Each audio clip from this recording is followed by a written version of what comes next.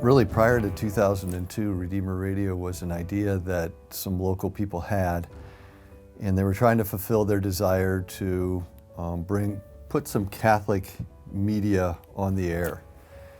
And really, it started out with Dr. Tom McGovern purchasing some airtime on a commercial radio station to broadcast Catholic Answers Live.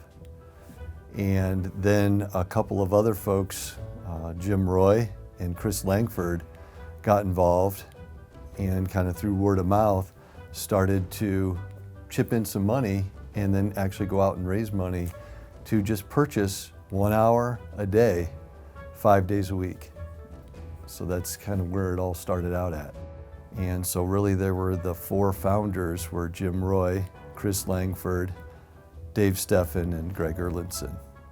Chris Langford was the first president of the Redeemer Radio Board of Directors, if there even was a board at the time. It was just those four guys, their swords out and cutting the way for the rest of us. And then in the fall of 2006, when we had our first share-a-thon, that really got Redeemer Radio's momentum going. And so that's when volunteers were coming into this station to help answer phones, to help take pledges, but really just to be a part of Redeemer Radio. And so at that point in time, we were on the air 24/7.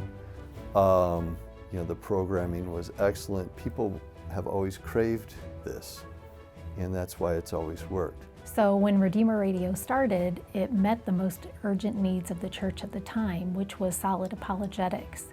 We had a community of people who were practicing their faith, but really didn't understand a lot about why we do what we do as Catholics. Over the years, we've done a great job of filling that need.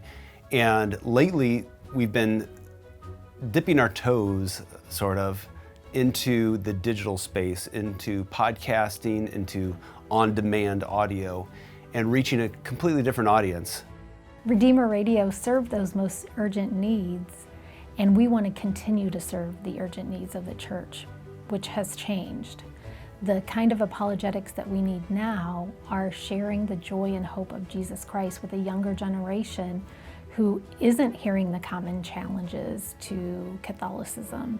And at Redeemer Radio, we want to foster content that will speak to the hearts of young people who are seeking but don't know where to find peace and happiness. Jesus is our uniter, and if we don't continue to show how he unites us, then we become just as divisive as the culture that we're in. So we have to remember that Jesus collects us together. He is our glue. And if we don't focus on how we all collect together, our youth will fall away.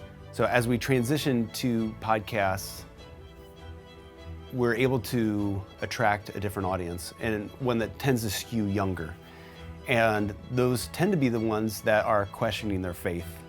Something that I think that has been missing in a lot of Catholic content is we're telling you what the church teaches and why, but not doing so necessarily in a loving way.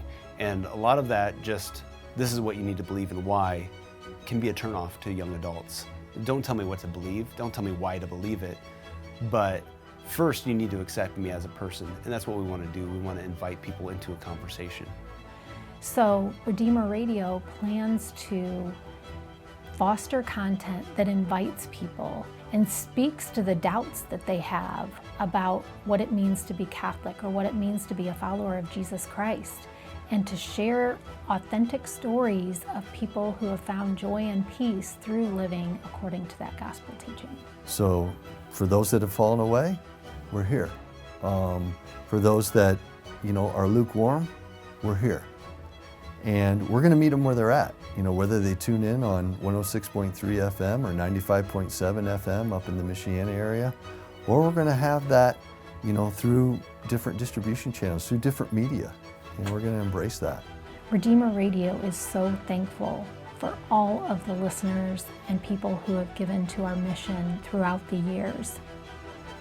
But the reality is, the same content that we've been playing for the last 15 years is not the same thing that is going to bring young people to the truth of Jesus Christ. and into a relationship with Him. It's not just for the inside group. This isn't just for people that are already on board with Catholicism, but that everybody is welcome to attend a Mass. Everybody's welcome to check out RCIA. Everybody's welcome to listen to our radio station. That, I think, is something that is missing right now in a lot of Catholic media, that it's not inviting, it's not welcoming, it's preaching to the choir and not welcoming those that are outside of our church. Father Cantalamessa, who is the preacher to the papal household, has said that the parable of the lost sheep is in reverse today. 99 have gone astray, and we as the church keep feeding the one. We need to go after the 99 who have left. So if you're watching this, you're likely the one that remains. So our content may not be exactly what you need to hear, but we need to have a church that survives our generation. We've got to pass the faith and the goodness of Christ to our children and their children.